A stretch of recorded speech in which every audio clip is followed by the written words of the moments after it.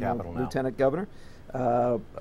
Blizzard warnings are still in effect in Connecticut. This has been a record-breaking storm with snowfalls reported as great as 38 inches. Right now, our main priority is to clear roads, and we have crews throughout the state working on state roads. Obviously, municipal governments are working on municipal roads as well. I completed a call just a little while ago with municipal leaders, and we are talking about assisting them in clearing their roads once we have accomplished all the work we need to do with respect to state roads. Earlier today, I signed an executive order expanding the ban on travel to all roads. It's essential that travel be limited to emergency personnel at all. I'm asking the people of Connecticut to cooperate. This will allow us to clear the roads much more rapidly and get back to normal much more rapidly than if the roads are clogged with traffic. One of the biggest problems we are facing is stalled automobiles. We're trying to dig them out and tow them away.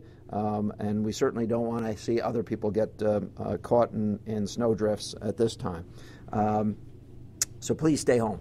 There are a few other things I want to touch before I take a few questions. The state police have responded to well over 1,600 calls to service over the last 24 hours. We have 270 National Guard on duty, with a few hundred more heading into armories around the state as I speak. We are assigning them tasks both on behalf of state agencies and in some cases working with municipalities. Additionally, back to, I should say, other executive orders. We've signed an executive order allowing non-essential ambulance calls to be handled at the discretion of the agency that would be dispatching.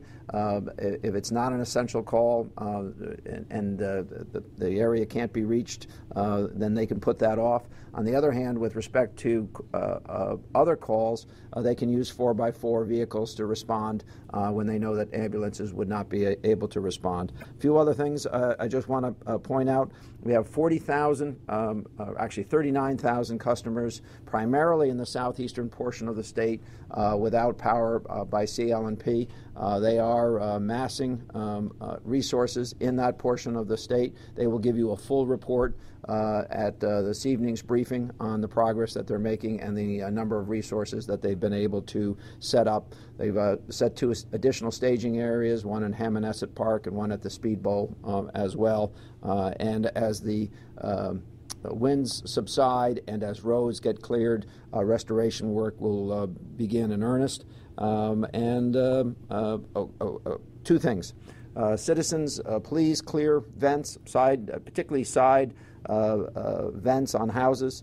If they become blocked with snow or drift, then the CO is going to back up into the house. And if you're using a generator, remember that has to be ventilated outside, not in your garage. If you have an attached garage, that CO is going to back up into your house and potentially end someone's life. And then one final request, if you live near or with a hydrant on your property, if you could dig that out, we would very much appreciate it, so that if there is a fire in your neighborhood, response can be had. So please do us a favor, do your neighbors a favor, and dig out any hydrants. Any questions? Can you talk a little bit about the fatality? The fatality, as I've been briefed, was a woman who was using a snowblower last evening. Apparently was hit by a car. Does not appear that the car, we know that the car did not stop, so it would fall into the hit and run category, presuming that the person knew what had happened. And that was in Prospect? That's in Prospect. 80 years old? Yes, 81 years old. Yeah, 81.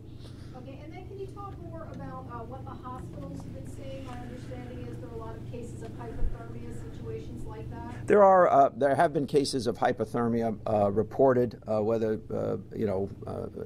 people who are stranded in cars, for instance, that we needed to pull out of cars and they ran out of gas or stopped running their engines, got cold, and that sort of thing. So we are seeing some of that. And obviously there is a big concern about how cold it is going to be tonight, and we are working with communities to see those communities set up warming shelters or overnight shelters, and we're reaching out to the elderly in all of those communities, working with municipal officials to make sure that the elderly can be transported if they need to be.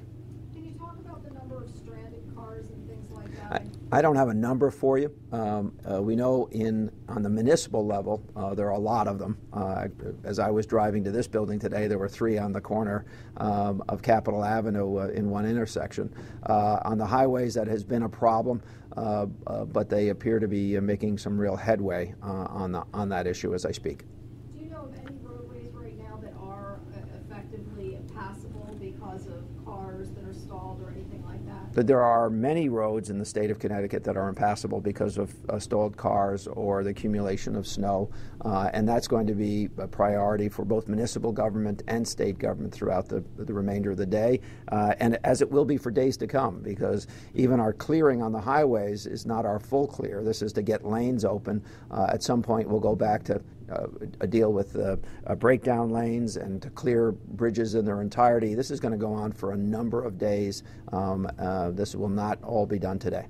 And can I assume there is, some concern about these impassable roads, given, anyone who might be calling 911 or emergency situations? You can assume there is concern about roads being passable. That's why our chief, even in the southeastern portion of the state, our chief response today on the energy side will be to clear roads, to take care of the wires that may be downed, allow the road to be cleared, or allow tree work if that needs to be done as well, and then move into the restoration mode after that.